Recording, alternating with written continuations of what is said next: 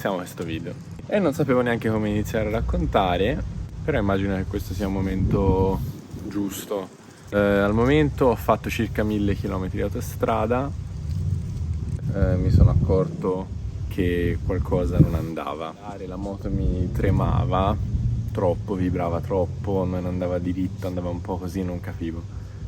Dai oggi, dai domani, insomma, dopo un paio di centinaia di chilometri che sto facendo autostrada, mi fermo, metto la moto sul cavalletto centrale,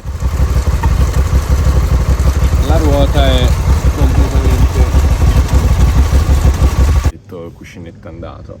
Bene, solo che la prima concessionaria aperta dopo che ho fatto una serie di chiamate era a 130 km. Infatti, e ora ho lasciato la moto là. Il problema è che penso di aver fatto anche altri danni.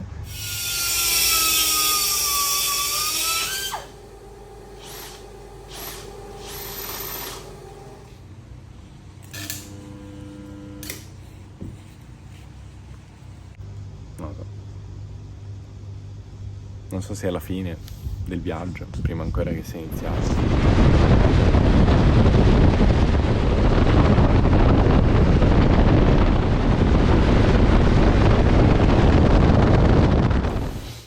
Allora, perno e mozzo andati, l'alluminio del cuscinetto si è fuso con il ferro del mozzo, il disco andato, tutto da cambiare e adesso devo capire cosa fare, tornarmene a casa o me ne torno a casa e finisce qui, oppure non lo so. Tanto ormai è tutto spaccato, quindi probabilmente la mia idea è di dire vabbè, tutto spaccato, tanto dovrò cambiare tutto e tanto vale che a questo punto finisco di distruggerlo. Allora, si riparte, prima volta da 24 ore che non c'è nessuna spia accesa a sud. Per me l'unica soluzione era quella di andare a Pamplona, dove avevo visto che c'era una concessionaria Honda che avrebbe aperto l'indomani e quindi le alternative erano attraversare i Pirenei e andare verso Pamplona oppure fare il giro largo in autostrada, cosa che secondo me non era l'opzione migliore.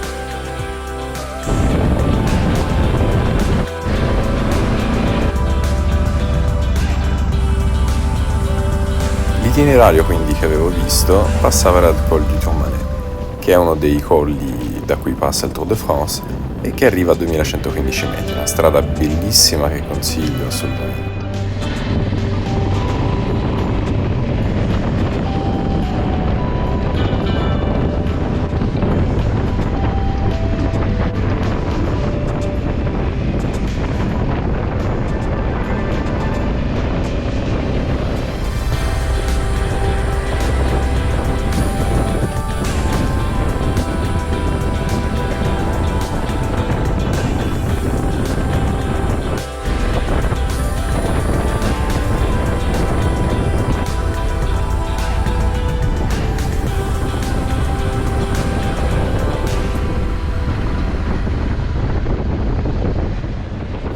Da qui direzione Cirque de Troumouze, ovvero il circo di Troumouze, vicino al più famoso Cirque de Gavard.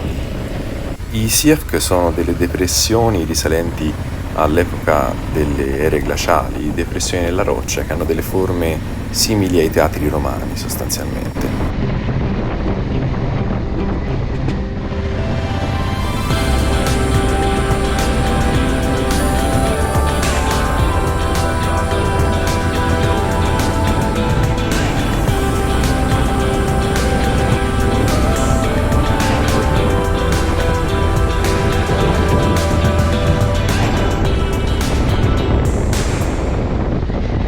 Ha un'altezza di 2200 metri circa e con un diametro di circa 4 km, è uno dei più grandi e dei più alti d'Europa.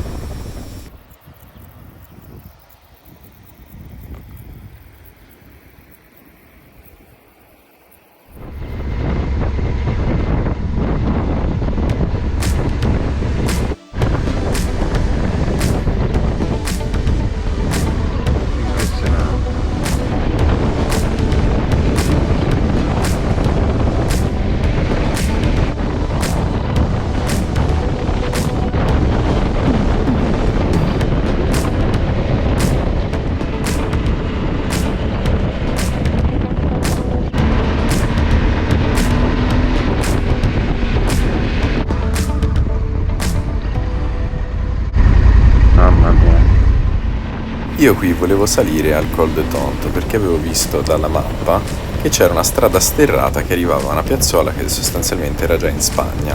Ed era molto bello l'idea di arrivare tramite uno sterrato proprio su un confine, che è un confine anatomico, diciamo, non è un confine reale perché non si valica poi in Spagna, la strada finisce proprio lì. Però purtroppo una volta arrivato là ho visto che era vietato a tutti i mezzi a motore. Allora, la moto non va bene, però in qualche modo va. Il disco è storto, la sento tutta strana, vibra, fa cose. Secondo me qua sotto tocca comunque. Poi secondo me la ruota è storta. Vabbè, non si può andare in queste condizioni. Però dobbiamo andare a Pamplona e arriveremo a Pamplona in qualche modo. E intanto siamo qua, che non è male.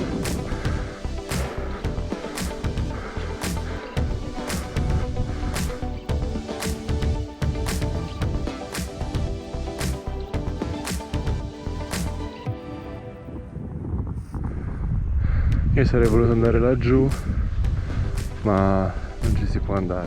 Sotto il colle avevo visto da Google Maps che partiva una stradina, questa qua, che arrivava fino a un lago e che non vuoi andare a vederla? E io non so.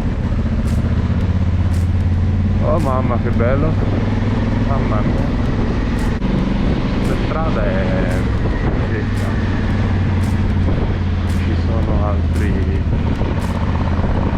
per definirla.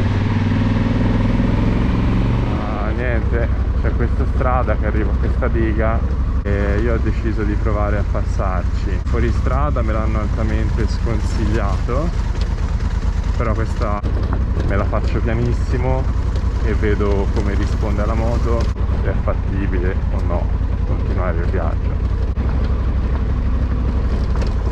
Piano di questo non si può andare.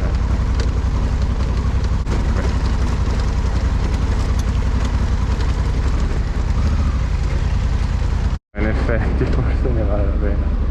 E questo è il problema di fare fuori strada, cioè questi posti qua non ci arrivi con l'asfalto.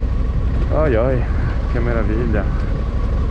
Non era 1,5 chilometri, era di più, perché ora sono già 4 chilometri di strada.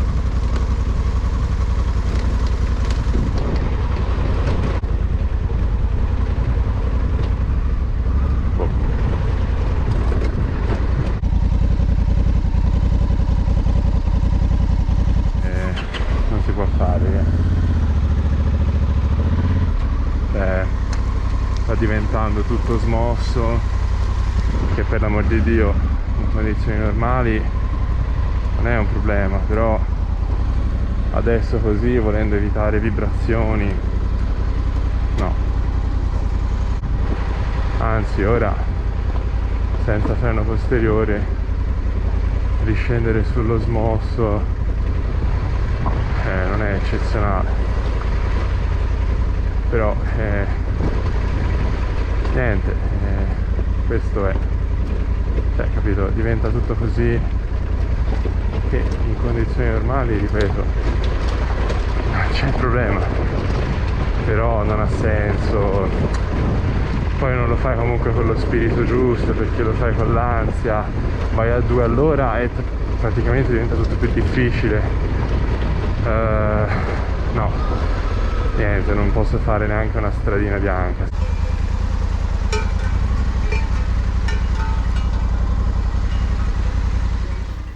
Allora, nulla, sono andato su questa strada bianca fin qua e beh, il posto è incredibile, il posto è pazzesco,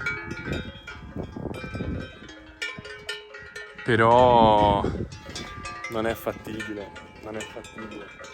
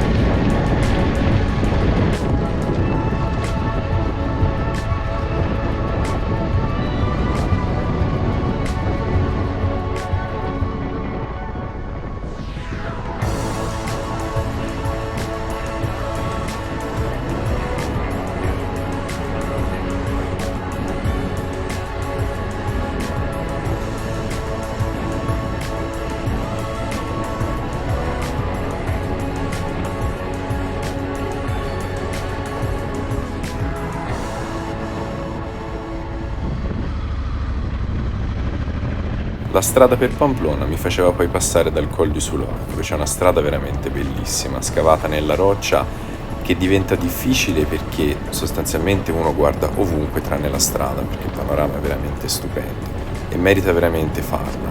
Con il brutto tempo, secondo me deve essere ancora più suggestiva, ma già così con un po' di nuvole era veramente magico.